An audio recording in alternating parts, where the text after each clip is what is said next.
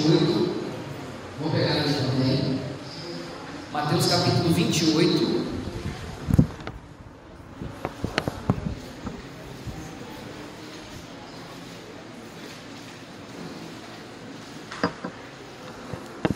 Mateus capítulo 28, versos 19 e 20. Mateus capítulo 28, versos 19 e 20. Antes de nós irmos para o texto em si, eu quero só falar então quais são os temas que nós vamos estudar as próximas quartas-feiras. Hoje nós vamos estudar o tema discípulo ou membro. O que Deus espera que nós sejamos? Discípulo ou membro? Talvez já tenha uma resposta aí na mente, mas nós vamos estudar sobre isso hoje. Próxima quarta-feira vai ser reproduzindo discípulos. No dia 13, a dinâmica do discipulado, e o último episódio, como ser uma igreja discipuladora, tá bom? Então, não perca aí a nossa série discipulado, é o tema da série discipulado. Nós vamos estudar então nas próximas quartas-feiras. Vamos lá? Mateus 28, versos 19 e 20. É o primeiro texto que vamos ler então. Só encontrar aqui.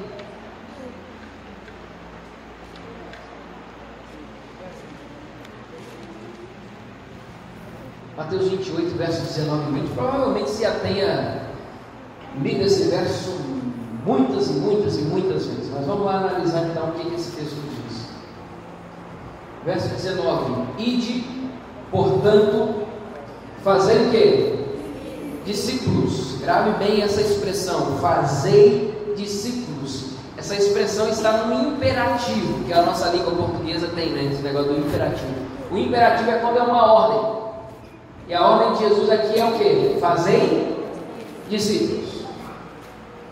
Fazer discípulos de todas as nações, batizando-os em nome do Pai, do Filho e do Espírito Santo, ensinando-os a guardar todas as coisas que vos tenho ordenado, e eis que estou convosco todos os dias até a consumação dos séculos.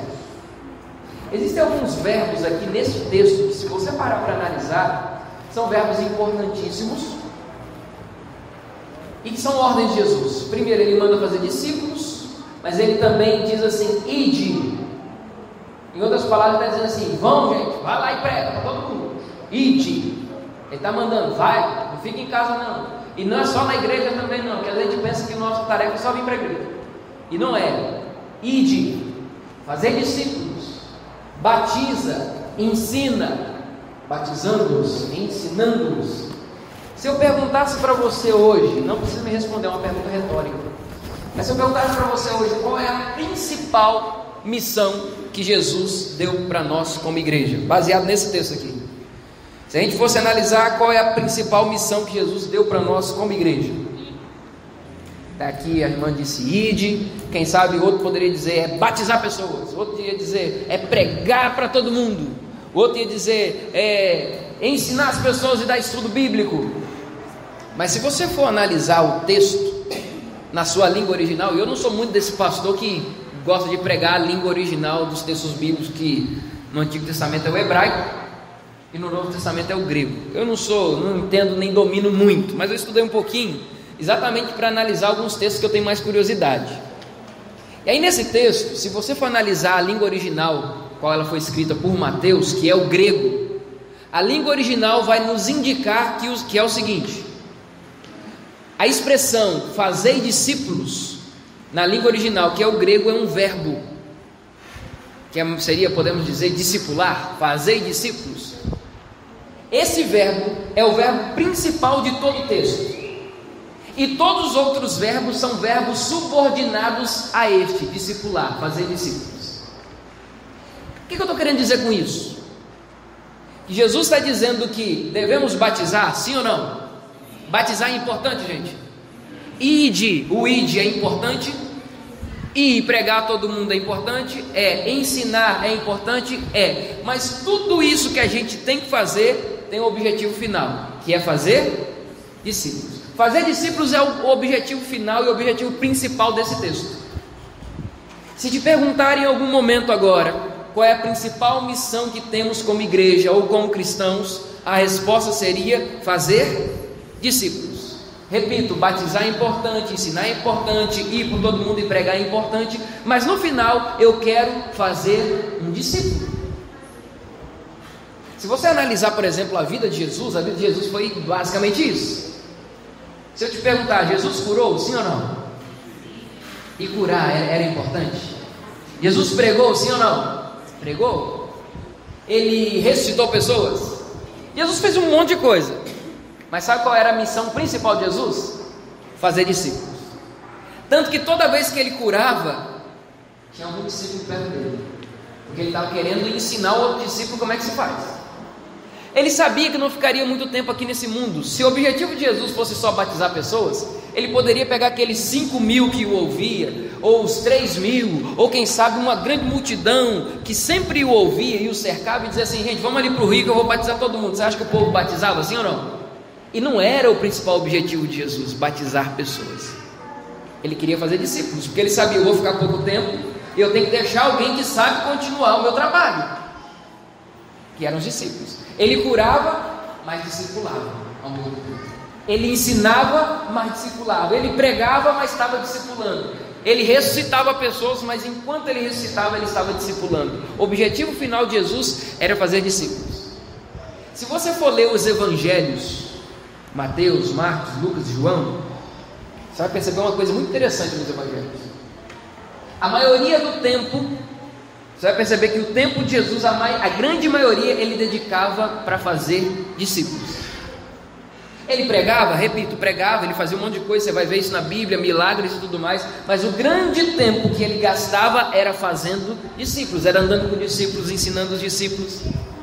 Os discípulos andavam com Jesus, comiam com Jesus, dormiam com Jesus, andavam um tempo com Jesus.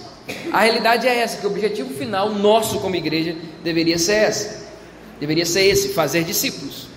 Agora, a grande comissão, que é esse texto que nós lemos aí, Mateus 28, 19 e 20, chamado de a grande comissão, não é nenhum chamado novo de Jesus.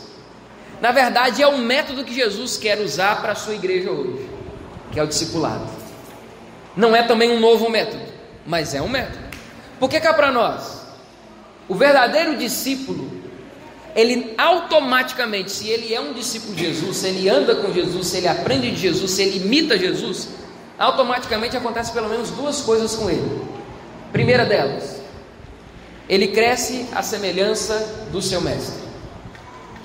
Quem anda com alguém naturalmente vai se tornando parecido com aquela pessoa. É assim ou não é? Eu já dei esse exemplo aqui, mas vou dar esse exemplo mais uma vez. Eu sou mineiro de origem, vivi lá até os meus 18 anos.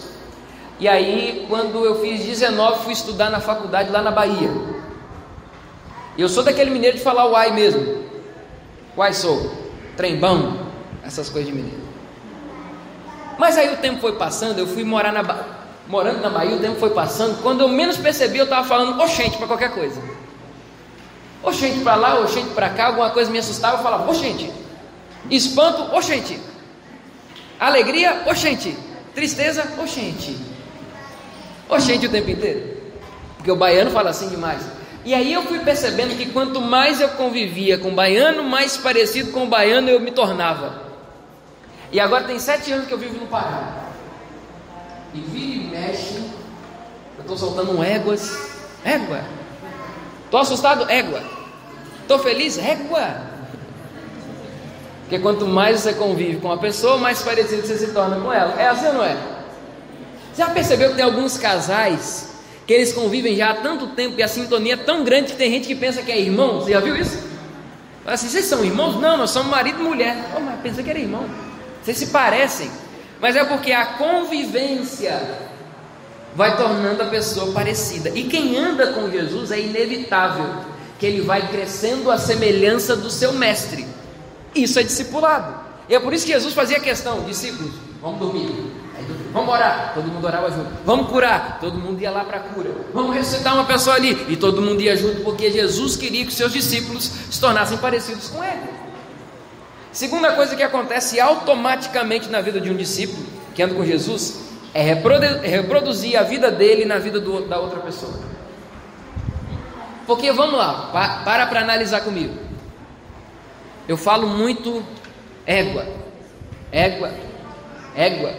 Outra coisa que eu aprendi com o paraense: açaí. Gente, açaí é um negócio que é bom, né, mano? É bom demais. E aí eu fui aprendendo um negócio. Ô, trem bom. O mineiro, né? Mineiro com Ixi, rapaz, mineiro comendo açaí. É um negócio diferente, mas eu gosto. E eu sou apaixonado com açaí. Gosto demais. Agora, pensa comigo. Se eu gosto demais de açaí, qual é a tendência? Que os meus filhos também gostem de quê? De açaí. Porque a minha vida está sendo reproduzida na vida deles. E é mais ou menos isso que acontece no discipulado cristão. Quem anda muito com Jesus se torna parecido com... E aí quem andar com você vai se tornar parecido com você. É assim ou não é? A sua vida se reproduziu na vida do outro. Se você parar para analisar, lembra de quem te trouxe para a igreja. Você não tem alguns costumes e alguns gestos, algumas palavras bem parecidas com aquela pessoa que te trouxe para a igreja? É assim. Porque a vida daquela pessoa se reproduziu em você. Isso é discipulado. E nós vamos então começar a entender melhor o que é isso. Fazer discípulos, na verdade, não é uma escolha que alguém vai dizer assim: pastor, tudo bem, estou entendendo o negócio de discipulado, mas eu não quero. Não é uma escolha. É uma ordem que Jesus deu para todo cristão, para todo crente. Todo mundo que faz parte dessa igreja, na verdade, ele deve fazer discípulos. Pastor, não tem o dom. Isso não é uma questão de dom. Porque todo mundo tem um dom e todo mundo pode usar esse dom para fazer discípulos. A gente estava conversando aqui nos pedidos e agradecimentos, né? E aí a Janaína estava falando ali para nós: pastor, eu estou fazendo bolo agora e tal, e Deus tem me abençoado, agradeço e tal. Deus pode usar esse talento da Janaína de fazer bolo para ela fazer discípulos, sim ou não? Pode. Eu até citei isso aqui no último sábado que eu estive aqui. Por que Deus pode usar esse talento dela de fazer bolo? Um dia lá ela faz um bolo, vai lá naquela vizinha dela que ela tanto gosta, leva um pedacinho: vizinha, vem aqui te trazer um bolo. No outro dia ela diz assim: vizinha, eu vim aqui trazer um bolo e vim orar por você. Quando pensa que não, a vizinha está abrindo o coração para a Janaína. E quando pensa que não, ela quer saber que Jesus é esse que a Janaína conhece. E a Janaína começa a apresentar Jesus. O discipulado está acontecendo por causa do bolo. É Deus usando o talento que a pessoa tem para discipular. Então entenda que discipulado não é uma questão de dom. Discipular pessoas não é uma questão de eu escolho, não quero, não, eu quero. Não é uma escolha, é uma ordem que Jesus deu para todo cristão, para todo crente. Deu para você, deu essa ordem para mim também. Não é uma questão de escolha. E mais, se você for parar para analisar aos pouquinhos, você vai começar a perceber que existem diferenças entre aquele que é o verdadeiro discípulo de Jesus e aquele que é um membro da igreja. E esse é o tema, inclusive, do episódio da nossa série de hoje. Membro ou discípulo? O que Jesus espera que nós sejamos? Se você parar para analisar, tem membro da igreja que ele é muito fiel a Deus. Ele vem todo culto aqui na igreja, não perde um, quarta-feira, pode ter sexta-feira, pode ter um culto de madrugada, ele vem, ele é fiel. Ele devolve o dízimo, ele comparece aqui e tal, ele é fiel nas ofertas, ele é fiel no dízimo, ele é fiel no sábado, ele vem, mas ele só vem. Ele é daquele que assiste o culto, consome o culto e vai embora para casa. Esse é o membro. E o discípulo? O discípulo, ele sempre tem alguma coisinha para oferecer, ele sempre contribui com alguma coisinha. Pastor, mas é porque eu não tenho o dom de cantar, não tenho o dom de recepcionar, não tenho o dom de ir lá na frente, não tenho o dom de pregar. A quem disse que você precisa ter esses dons para contribuir com alguma coisa? Por exemplo, tem gente que, eu lembro na minha infância, tinha um irmão que ele não tinha o dom de pregar, não tinha o dom de cantar, não tinha o dom de nada disso. Sabe qual era o dom dele? Chegar cedinho na igreja, abrir a igreja, dar uma ajeitada nas cadeiras da igreja e ficar lá na porta, lá sentado, esperando a hora do culto começar. Era o dom dele. E ele pensava assim: essa era a forma que eu tenho para contribuir. Eu não quero ser um membro que só que esquenta o banco, assiste o culto e vai para casa. Eu quero fazer alguma coisa. Ele pensava: o que eu posso fazer?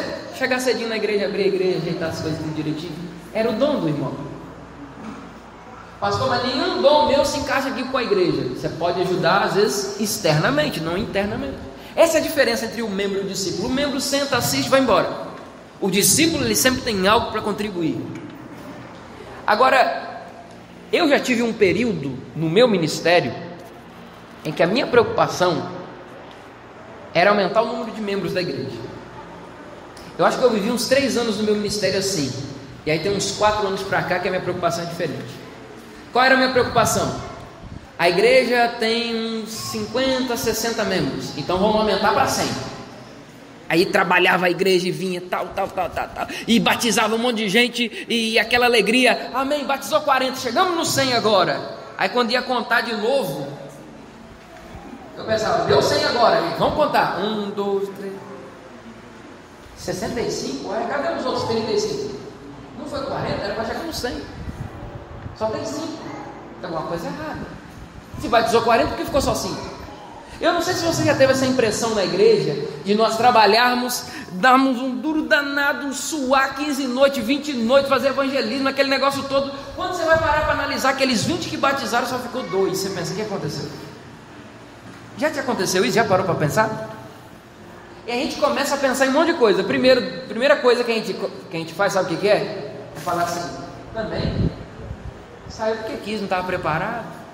A gente sempre bota a culpa na outra pessoa. Aí quando a gente vê que a culpa não é tanto do outro, a gente fala assim, não, é porque batizou sem estar preparado. Não estava preparado e batizou sem estar preparado. As estatísticas comprovam que 95% das pessoas que se batizam em nossa igreja, quando pergunta para ela está lá fora agora, saiu da igreja. Aí pergunta assim, por que você saiu da igreja? Porque você não estava preparado para batizar? Ele falou assim, não, eu batizei com extrema consciência, estava preparado para o batismo. Então por que você saiu? Ele falou assim, porque eu não tinha amizade na igreja, eu saí. Uma outra estatística mostra que se dentro de 6 meses a pessoa não fizer pelo menos 5 amigos na igreja, ela sai. Quem é que vai querer estar num ambiente onde ele não é bem recebido, ele não tem nenhuma intimidade com ninguém, ele não é amigo de ninguém? Aí tem gente que fala assim, pastor, mas você tem que vir não é por causa da amizade, tem que vir por causa de Cristo. Eu digo, é verdade, mas nós somos o corpo de Cristo. É ou não é? E aí eu me preocupei durante muito tempo. Primeiro ano do meu ministério foram 195 pessoas batizadas.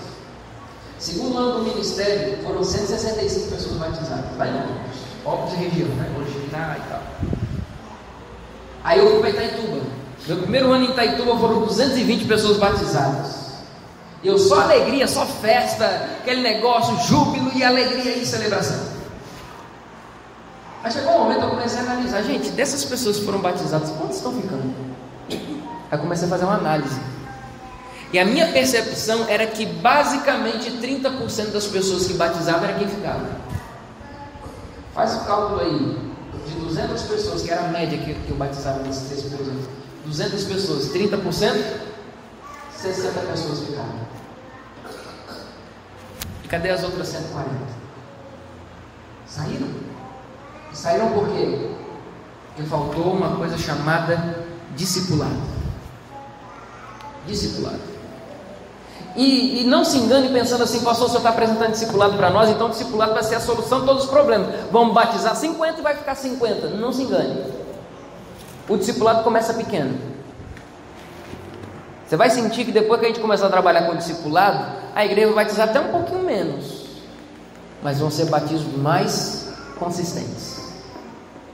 E aí vai chegar um momento em que esses batismos consistentes vão ficar e vão começar a trazer outros também junto com você. E aquele outro que ele trouxer também vai ficar e vai começar a trazer outro. Daqui a pouquinho você vai perceber, agora a igreja está batizando bem. E agora está batizando 50 e está ficando 50, amém? E aí eu comecei a me preocupar assim, depois do meu 4º ano. No meu 4º ano foram 120 pessoas batizadas. Dessas 120, eu fiz uma análise, era o nosso primeiro ano de implementação de discipulado naquele distrito, lá em Itaituba ainda. Das 120, cerca de 90 pessoas ficaram. 30 se aposentaram. No outro ano foram mais 120. O nível já aumentou um pouquinho mais, nós sentimos que perdemos 20, mas 100 ficaram. Veja, diminuiu. eram 220, caiu para 120, mas muito mais pessoas ficaram do que antes. Por quê? Porque estava começando a acontecer o discipulado na igreja. E aí depois isso só veio acontecendo da mesma forma, vindo para Santarém, agora chegando aqui em Altamira, a gente quer também da mesma forma trabalhar. Para que a pessoa antes do batismo ela seja bem preparada, até o batismo, depois do batismo ela continue sendo acompanhada, até que ela amadureça na fé e comece a trazer outras pessoas junto com você. Essa é a ideia. Mas pastor, no final das contas eu queria que a gente entendesse, você deve estar pensando aí, me ajuda a entender o que é discipulado. Primeira coisa que a gente precisa entender então, vamos lá. O discipulado é a única forma de garantir ou de evitar a desnutrição espiritual de algumas pessoas.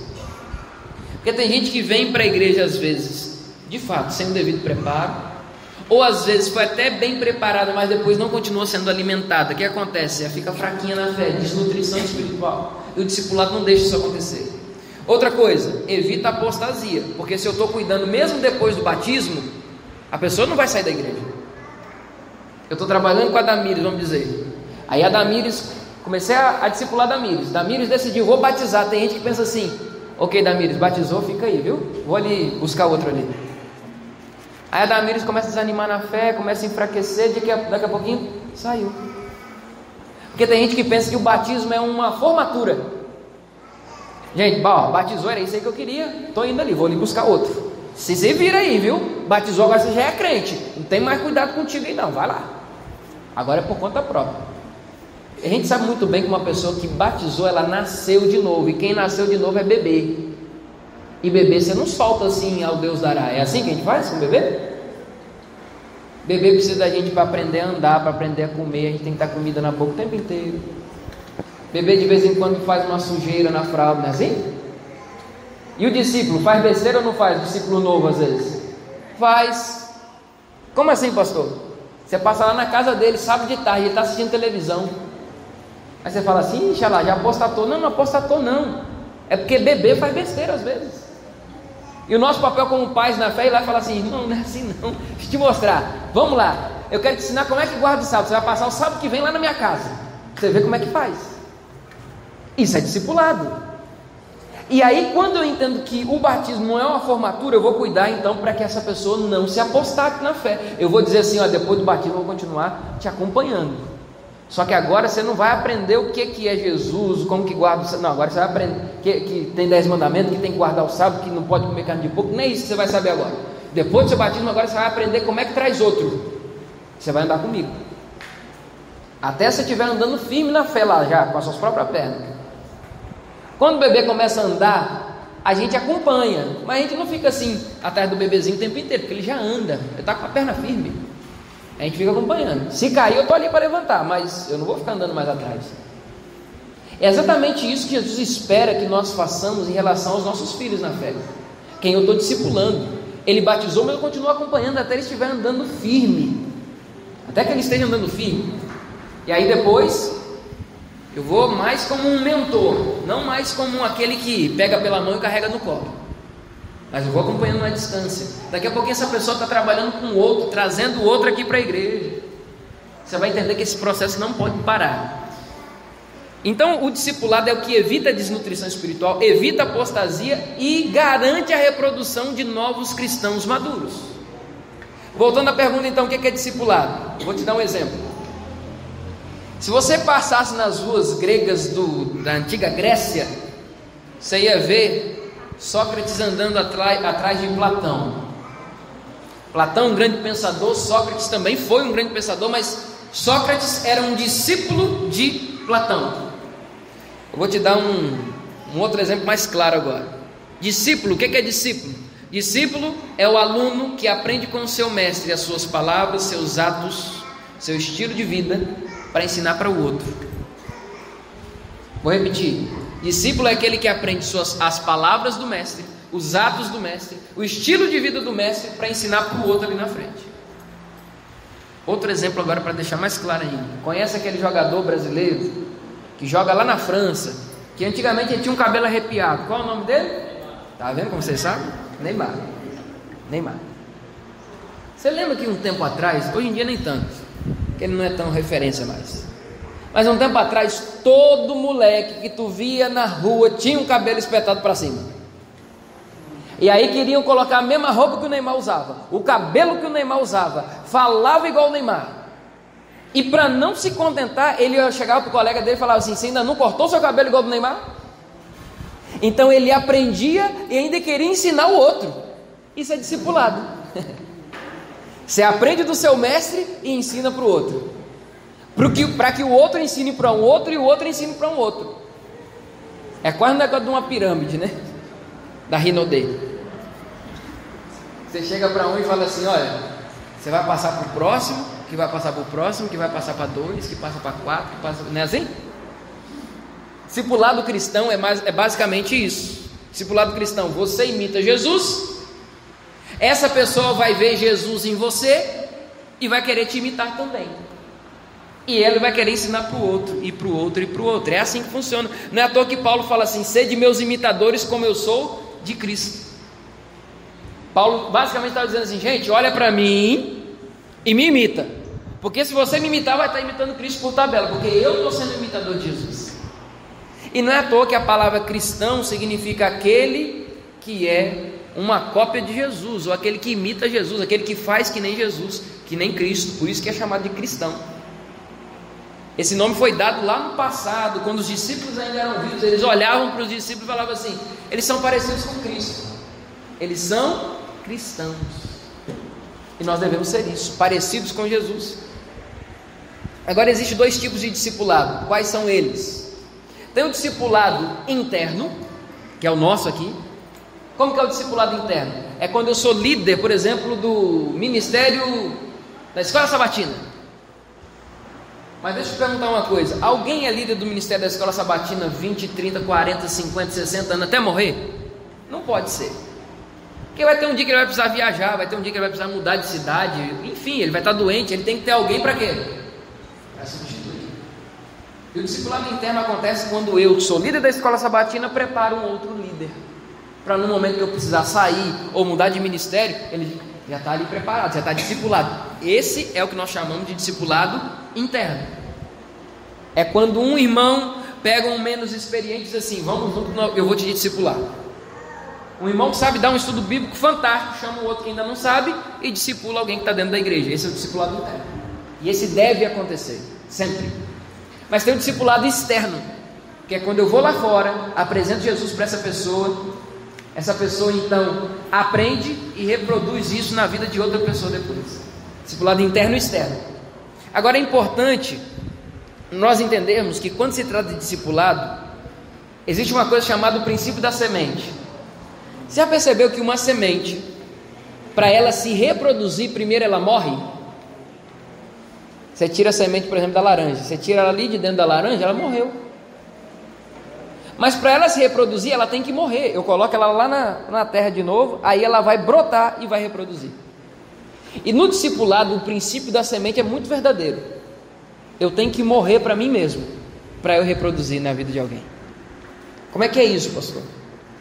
Por exemplo, o discípulo, quando você se coloca para discipular alguém, suas preferências, seus gostos, sua vontade, tudo tem que morrer. Porque quem tem que aparecer na situação agora é Jesus, não é você. Jesus tem que ser o principal. As pessoas têm que olhar em você Jesus, não olhar em você os seus gostos, suas preferências, suas vontades.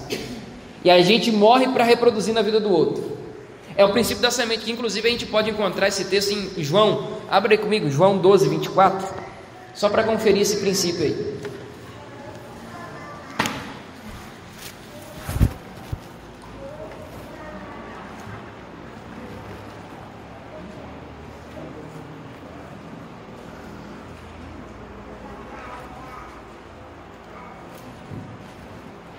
João 12, 24. Olha o que a Bíblia diz: em verdade vos digo, se o grão de trigo caindo na terra não morrer, fica ele só, mas se morrer, produz muito. Esse é o princípio da semente visto dentro do discipulado. Porque o discípulo ele não pode ter muita vontade não, o discipulador na verdade, aquele que faz outro discípulo. O discipulador, ele não tem muitas das vontades dele mesmo, ele tem que morrer para si mesmo. Porque sabe o que vai acontecer? Você começa a discipular uma pessoa, aquela pessoa se torna muito seu amigo. E ele vai olhar para você e dizer assim: esse daqui eu posso contar com ele para o que der e vier. Sabe o que vai começar a acontecer depois de um tempo? Ele confia tanto em você que vai dar meia-noite e ele vai te ligar. Você, ô meu amigo, queria falar contigo, te dizer uma coisa. É que minha esposa está querendo ir embora de casa. Vem cá, ajuda a gente aqui. Você pensa, não tem outra hora para ligar, gente? Não é possível. Mas acabou, você morreu, suas preferências, sua vontade. Agora é tudo em prol do seu discípulo. Por isso que a Bíblia fala que o grão tem que morrer para ele reproduzir e dar muito fruto. Vai ter hora que teu discípulo vai te ligar e falar assim: meu amigo, estou precisando de uns 50 reais, estou passando um aperto. Você fala: rapaz, isso é o preço do discipulado. A gente precisa pagar, precisa ajudar, e é morrer para si mesmo. E quando eu falo de morrer para si mesmo, tem esse lado de dar muito, de dar muita atenção para o nosso discípulo, mas é morrer para suas preferências. Como eu disse, não tem que aparecer mais o João Vitor, tem que aparecer Cristo. Pessoas precisam ver Cristo em mim, não ver o João Vitor em mim. Tem que morrer para mim mesmo. O discípulo, ele deve abrir mão de si mesmo, de suas vontades, como eu disse aqui. Agora precisamos entender que sem multiplicação não existe discipulado. Dizem os especialistas que a gente só consegue ver se o nosso discipulado deu certo lá na 4ª geração de discípulos. Como é que é isso? O começo é muito lento, mas depois o crescimento é exponencial. Eu vou te dar um exemplo aqui. Eu preciso de 4 voluntários agora que possam vir aqui à frente me ajudar. Não vou te perguntar nem te fazer passar vergonha, só para me ajudar mesmo. 4. Pode ser os menores. Vem cá, vem. Você que levantou a mão, vem correndo. Vem. Isso, já tem um, precisa de mais 3. Vem cá, não vou fazer passar vergonha não, prometo. Pode vir aqui. Isso, pronto, já tenho 4 aqui agora.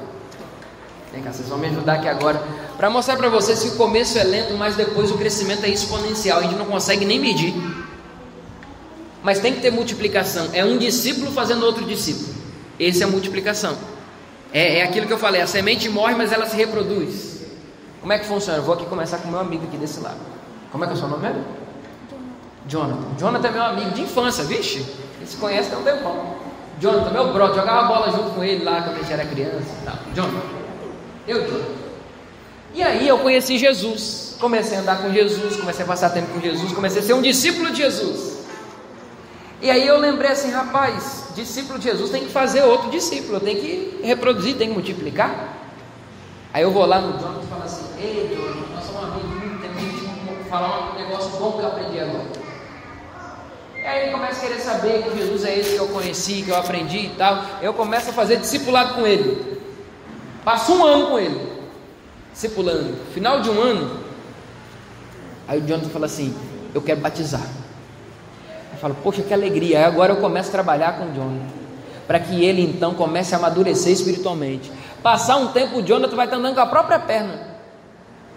Aí agora, o processo que tinha começado só com um comigo, agora já não tem mais um só. Tem quantos? 2. Só que o Jonathan, ele tem um amigo também, John Eric. O John Eric. E aí o John é muito amigo do Jonathan também. Aí o Jonathan fala assim: eu já aprendi de Jesus, mas eu quero agora falar para outras pessoas. Aí eu vou falar assim, ele lembra assim: olha, é mesmo, tem o John Eric que é meu amigo. Aí ele vai apresentar Jesus para o John Eric. E rapaz, eu tenho um amigo também que eu lembrei dele aqui agora. Já ganhei o Jonathan que é meu amigo. Tem um outro amigo, Jonathan. Ah, não é possível. É os nomes, né? Tem um outro amigo, o Jonathan, um outro amigo, é o Jonathan 2, esse aqui. E aí, enquanto o Jonathan está discipulando o John, eu estou discipulando o Jonathan 2, o outro Jonathan.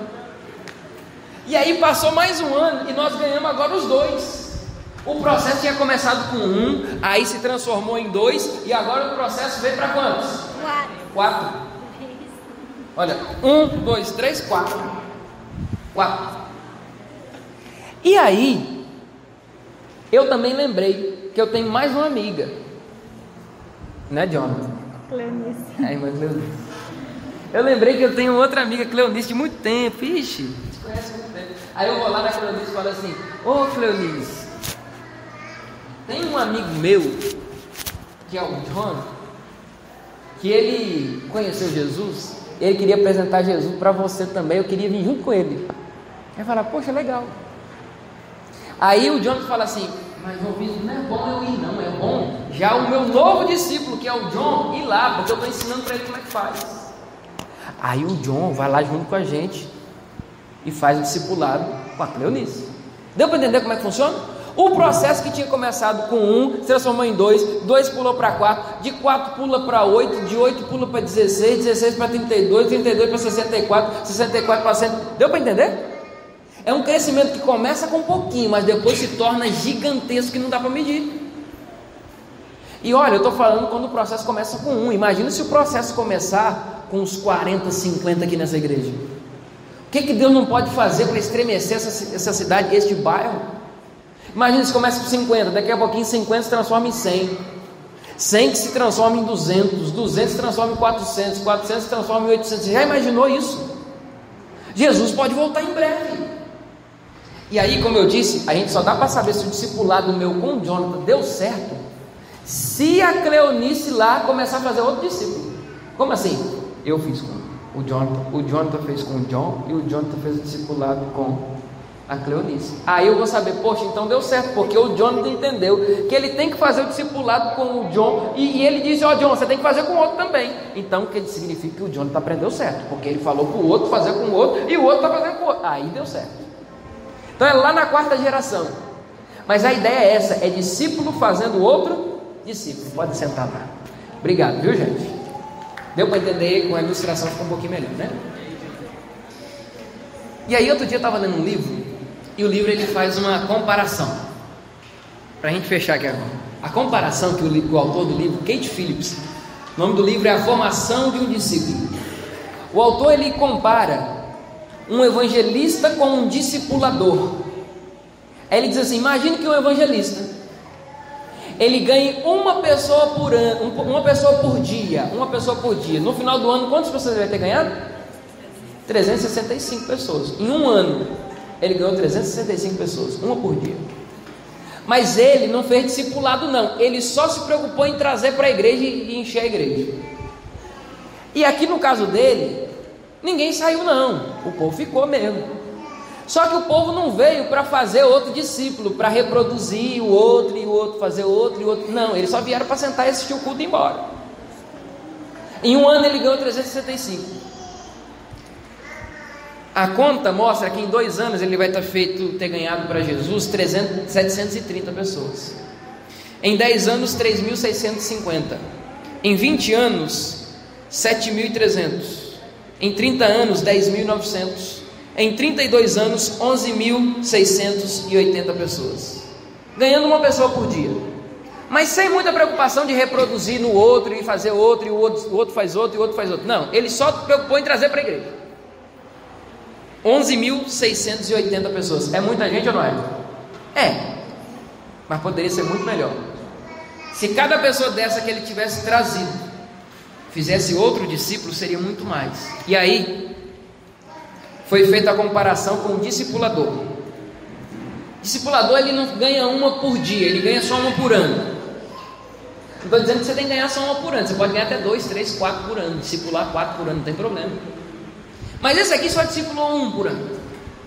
Aí no primeiro ano, o processo que começou com ele, no final do ano, agora onde tinha 1, agora tem quantos? 2. Ele discipulou uma pessoa. No segundo ano, cada um também discipulou mais 1. Onde tinha 2, agora tem quantos? 4. No terceiro ano,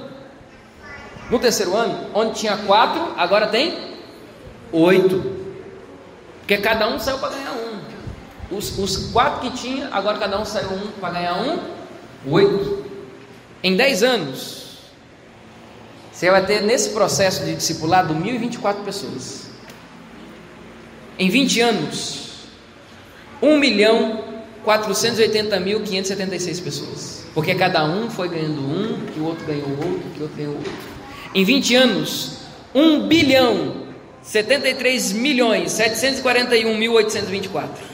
Em 32 anos, 4.294.967.296 pessoas. Faz a comparação agora. Alguém que traz uma pessoa para a igreja coloca sentadinho no banco e fala assim: fica aí, não sai não. Mas o que mais eu tenho que fazer? Não, só ficar na igreja. O discipulador não, ele fala assim: vem cá para a igreja, mas você vai fazer outro discípulo, vou te ensinar como é que faz. E um discípulo gera o outro, e o outro que gera o outro, e o outro que gera o outro, começando com um. A comparação é que o evangelista, ganhando uma por dia, no final de 32 anos vai ter ganhado 11 mil pessoas. E o discipulador, em 32 anos, vai ter ganhado 4 bilhões de pessoas. Começou com um só. Imagina se a gente começar com 50, com 40. O que Jesus não pode fazer através da nossa igreja? Cada um discipulando um. Tudo isso começando com um só. A gente precisa entender que antes de tudo, antes de fazer discípulo, eu tenho que ser um discípulo. Antes de buscar e sair lá fora e fazer discípulo, eu tenho que ser um discípulo de Jesus. Agora preste muita atenção nisso. Eu preciso andar com Jesus e ser um seguidor de Jesus, um imitador de Jesus, antes de querer apresentar Jesus para outra pessoa lá fora. Que Jesus é esse que eu quero apresentar se eu ainda não conheço Jesus, se eu ainda não ando com Ele? Para a gente fechar, alguns lembretes. Primeiro, eu tenho que ser antes de fazer.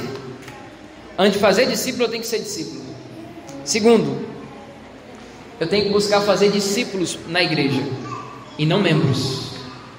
Se eu te perguntar, o que Deus espera que você seja? Um discípulo ou um membro da igreja? Um discípulo. Porque o discípulo, ele se reproduz. Eu tenho que entender que eu tenho que morrer para mim mesmo, para poder multiplicar.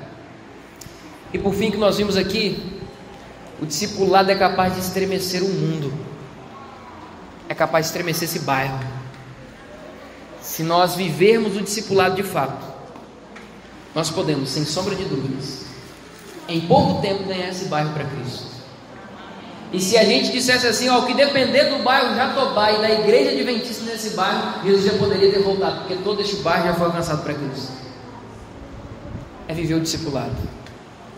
Minha pergunta final é: quantos gostariam de experimentar o discipulado, primeiro sendo discípulo de Jesus, mas depois fazendo discípulos para Jesus? Quantos gostariam de experimentar o discipulado a partir de mim? Deixa eu ver as mãos. Amém. Louvado seja Deus. Você pode ficar em pé? Nós vamos terminar orando. Eu queria que você saísse daqui hoje com o seu coração entregue nas mãos de Cristo, dizendo assim: Jesus, eu quero ser um discípulo, imitador de Jesus, andar com Jesus, mas depois eu quero fazer discípulo. Porque o discipulado é capaz de estremecer o mundo, quanto mais minha vizinhança, os meus amigos, os meus parentes. Eu quero pedir para que você, ao sair daqui, não se esqueça que você tem um segundo passo para dar agora em direção, rumo a buscar os seus discípulos. Você já está orando por eles, agora é a hora de dizer para eles: estou orando por você. O processo vai seguir. Semana que vem nós vamos ver sobre como é que faz esse negócio de reproduzir discípulos. O senhor falou tanto de reprodução, pastor, de multiplicação. Eu quero entender como é que faz para reproduzir discípulos. Semana que vem nós vamos estudar isso no segundo episódio da série Discipulado. Eu conto com a tua presença. Espero que você convide os irmãos que não vieram hoje, porque vai valer a pena estarmos juntos a cada quarta-feira. Feche seus olhos, vamos orar.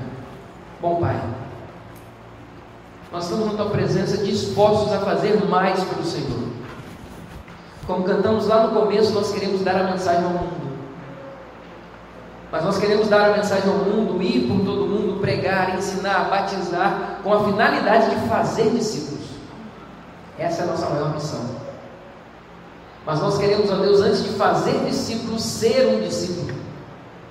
Andar com Jesus, ser um imitador dele, antes de falar dele para as pessoas lá fora. Nos ajuda isso a acontecer, Pai. Nós queremos também te pedir, bom Deus, que o Senhor nos ajude a matar o nosso próprio eu, a fim de que possamos reproduzir como uma semente se reproduz depois que morre. Não deixe nossas preferências aparecerem, mas que Cristo seja visto em nós. Ó Deus, que possamos dizer como o apóstolo Paulo falou: sede meus imitadores como eu sou de Cristo. Nós pedimos também, ó Deus, que ao sairmos daqui, o Senhor nos ajude a experimentar o verdadeiro discipulado, na vida de outras pessoas. Que as pessoas possam conhecer o Jesus que nós carregamos, o Jesus que nós imitamos. Toma-nos em tuas mãos e usa-nos para o teu serviço na vida dessas 3 pessoas que temos orado. Que ao saberem que já temos orado por ela durante uma semana e meia, às 6 da manhã e às 6 da tarde, elas possam continuar com o coração quebrantado, para que em breve a tua mensagem alcance o coração deles também. E no final do mês de janeiro, o Senhor possa nos dar uma linda colheita. É o que oramos em nome de Jesus. Amém.